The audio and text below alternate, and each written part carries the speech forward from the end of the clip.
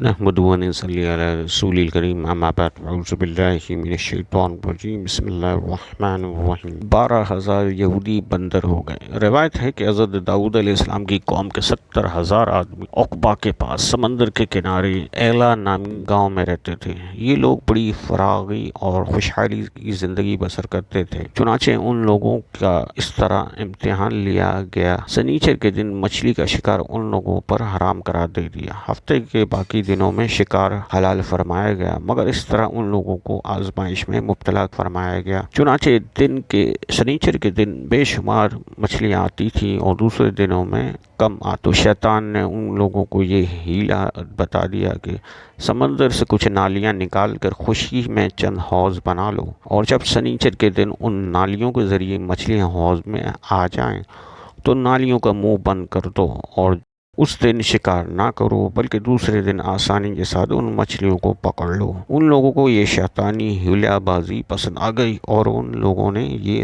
نہیں سوچا کہ جب مچھلیاں نالیوں اور حوض میں مقید ہوں گی تو یہی ان کا شکار ہوگا۔ تو سنیچر کے دن شکار کرنا پایا گیا جو ان کے لیے حرام تھا۔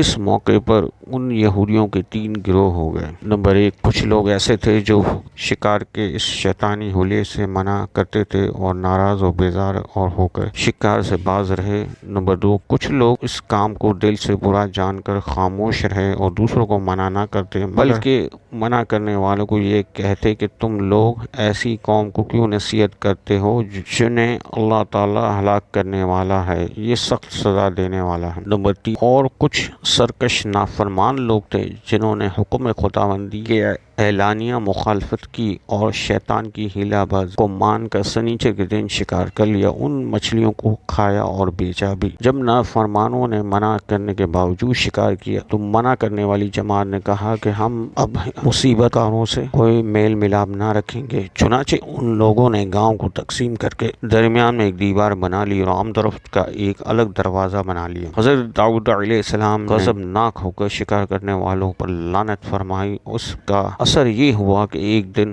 خطا کاروں میں سے کوئی باہر نہ نکلا، تو انہیں دیکھنے کے لیے کچھ لوگوں دیوار پر چڑھ گئے تو کیا دیکھا کہ وہ سب بندر کی صورت میں مسخ ہو گئے۔ اب لوگوں نے ان مجرموں کو دروازہ کھول کر اندر داخل ہوئے تو بندر اپنے رشتہ داروں کو پہچانتے تھے اور ان کے آس پاس آ کر ان کے کپڑوں کو سونگھتے تھے اور زار و قطار روتے تھے، مگر جب ان بندر بن جانے والوں کو ان کے رشتہ دار نہیں پہچانتے تھے۔ ان بندر بن جانے والوں کی تعداد 12,000 تھی۔ جب یہ سب 3 دن تک زندہ رہے، اس دوران کچھ بھی کھایا نہ پیا، یوں ہی بھوکے پیاسے سب کے سب ہلاک ہو گئے۔ شکار سے منع کرنے والا گروہ ہلاکت سے سلامت رہا، اور صحیح قول یہ ہے کہ دل سے برا جان کر خاموش رہنے والوں کو بھی اللہ تعالیٰ نے ہلاکت سے بچا لیا۔ اس واقعے کا سورہ بقرہ میں ذکر ہے، اور بے شک ضرور تمہیں معلوم ہے کہ تم میں کے وہ جنہوں نے ہفتے میں سرکشی کی تو ہم نے ان کے سے فرمایا ہو جاؤ بندر دھتکارے ہوئے، اور مفصل واقعہ سورہ عرفہ میں ترجمہ۔ اور ان سے حال پوچھو اس بستی کا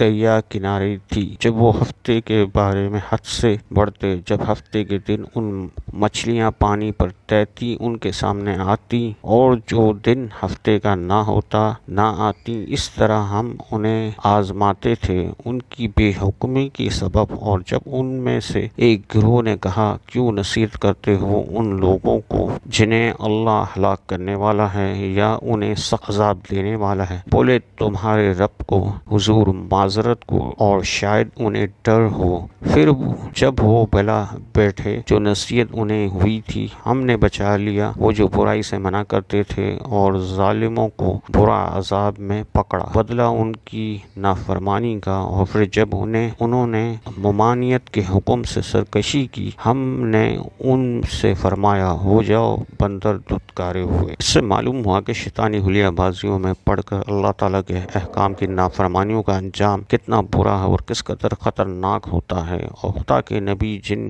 بد نصیبوں پر لعنت فرماتے ہیں وہ کیسے ہولناک عذاب الہی میں گرفتار ہو کر دنیا سے نیست و نابود ہو کر عذاب نار میں گرفتار ہو جاتے ہیں، اور ان دونوں جہاں میں ذلیل و خوار ہوتے ہیں۔ ویڈیو کو لائک کریں، خوب شیئر کریں، اور ہمارے چینل کو سبسکرائب کریں۔ شکریہ۔